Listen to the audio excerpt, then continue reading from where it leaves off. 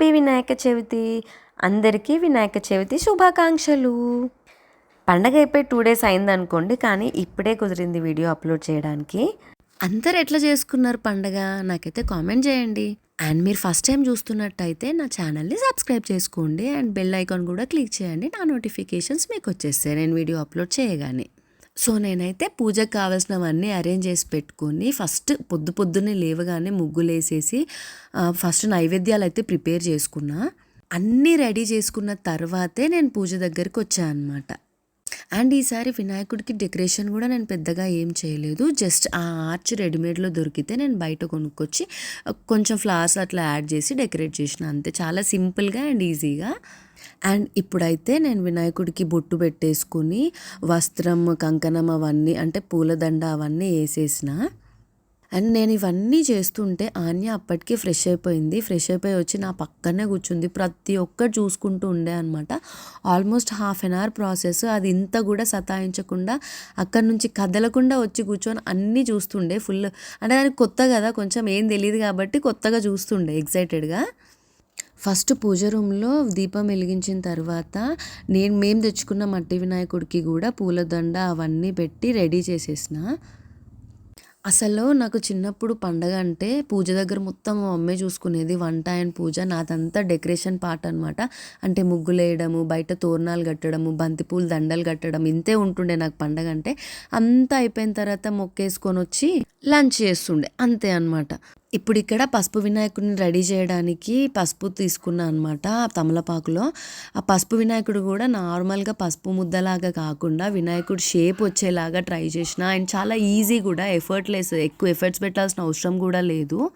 చేయడం స్టార్ట్ చేసేదాకా కూడా వినాయకుడి షేప్లో చేయాలని అనుకోలేదు. ఆన్ ద స్పాట్ అట్లా చేసేసరికి మంచిగా అనిపించింది. మీరు కూడా ట్రై చేయండి ఎప్పుడన్నా. పెద్ద కష్టం కూడా ఏమి ఉండదు, ఈజీగానే చేసేయచ్చు. అండ్ ఇక్కడ వినాయకుడికి వస్త్రం కూడా వేసేసిన, వస్త్రం అండ్ కంకణం కూడా పెడుతున్నా. అండ్ నేను చేసిన పసుపు వినాయకుడికి కూడా చిన్న చిన్న వస్త్రం, కంకణము అవన్నీ రెడీ చేసి పెట్టేసిన అనమాట. అండ్ ఈ పూజ కోసం కూడా నేను వినాయకుడు వ్రతకల్పం అని శిల్పా సిల్వర్స్ అనే పేజ్లో ఒక బుక్ తీసుకున్నా. దాంట్లో ఈచ్ అండ్ ఎవ్రీ స్టెప్ చాలా క్లియర్గా ఉంది, ఎట్లా చేసుకోవాలి పూజ అని కూడా. ఇది సిల్వర్ లామినేటెడ్ బుక్ అనమాట. కావాలంటే మీరు వాళ్ళ పేజ్లో చెక్ చేయండి.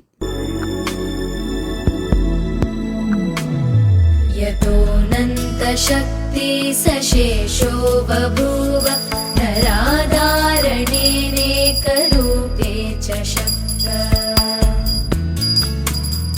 यतोऽनेकधा स्वर्गलोकाहिनानां सदा तं गणेशं नमामो भजामः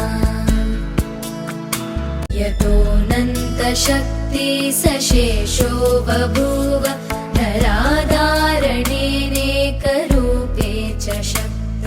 ఇంకా మా పూజ అయితే మంచిగా జరిగింది. నైవేద్యాలు కూడా పెట్టేసి హారతి అయితే ఇచ్చేసినాం. ఇంకా ముదాకరాతమోదకం సదా విముక్తి సాధకం కళాధరావతం సతం విలాసి లోకరక్షకం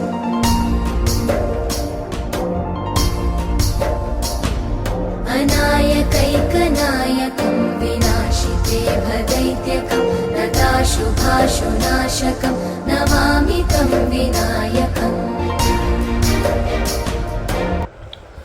పులిహార, ఆలూ ఫ్రై, సేమ్యా, స్వీట్, వడపప్పు, అటుకులు బెల్లం, దీన్ని ఏమంటారు? పాశం. ఓకే, పాశం. ఇవి ఇందులో కుడుములేవో ఉండ్రాలేవో నాకు తెలీదు, 2 ఉన్నాయి ఇందులో.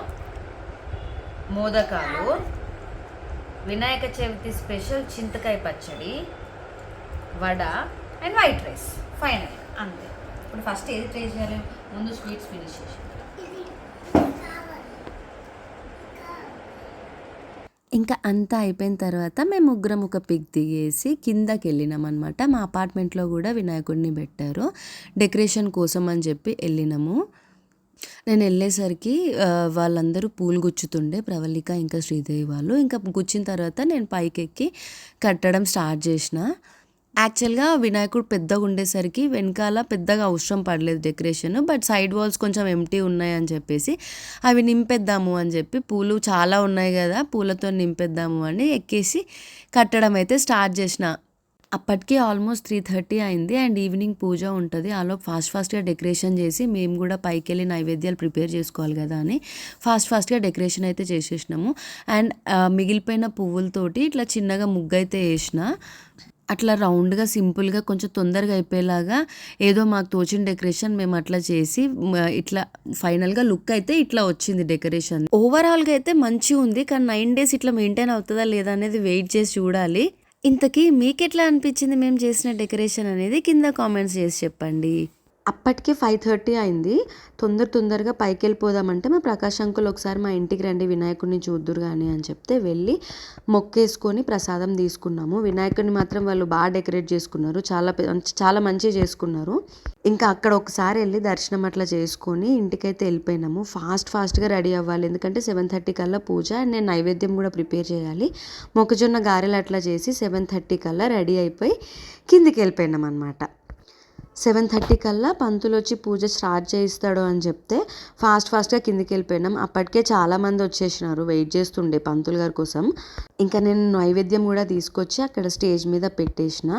యాక్చువల్గా మా అపార్ట్మెంట్లో ఈ వినాయక చవితికి మాత్రం ప్రతి ఒక్కరు కింద కలుస్తారు. జనరల్గా అప్పుడప్పుడు కింద కనిపించినా కూడా పని కట్టుకొని కలవరు కదా, ఎవరు బిజీ లైఫ్లో వాళ్ళు ఉంటారు. కానీ ఈ వినాయక చవితి వస్తే మాత్రం అందరూ ఒక్కరు కూడా మిస్ అవ్వకుండా వచ్చి కింద కూర్చుంటారనమాట పూజ టైంలో. ఇంకా అందరం మంచిగా పూజ మీద కూర్చొని ఆయన మైక్లో ప్రాసెస్ అంతా చెప్తుంటే దాన్ని మేము అంటే వినుకుంటూ కింద చేస్తున్నాం అనమాట.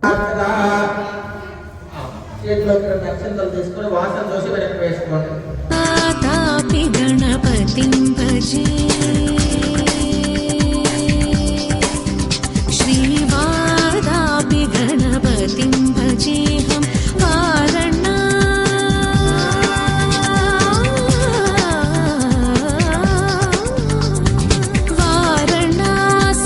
वरप्रदं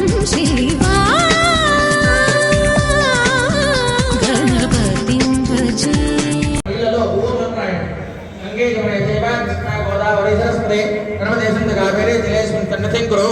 ఆ పుష్పంతో మీ దగ్గర ఉన్నటువంటి పూజా ద్రవ్యాల మీద పసుపు గణపతి మీద ఒక చుక్క నీళ్ళు చల్లి మీ మీద చల్లుకోండి. యాక్చువల్గా ఇక్కడ ఆన్య ఆయన చేతిలో ఉన్న మైక్ కావాలని ఒక్కటే ఏడుపు, ఎంత ఆపినా అసలు ఏడుపు ఆపలేదు.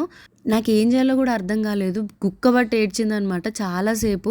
ఫైనల్గా దాని ఏడుపు చూడలేక ఆయన మైక్ కూడా తీసి ఇచ్చేసిండు. ఎందుకు ఇట్లా అందరి ముందు వీళ్ళు పరువు తీస్తారో నాకు అర్థం కాదు. కానీ వీడియో ఇక్కడి వరకు చూసిన వాళ్ళందరికీ చాలా థ్యాంక్స్. అండ్ అంతే, ఇంకా వీడియో నచ్చితే లైక్ చేయండి, షేర్ చేయండి అండ్ సబ్స్క్రైబ్ చేసుకోండి.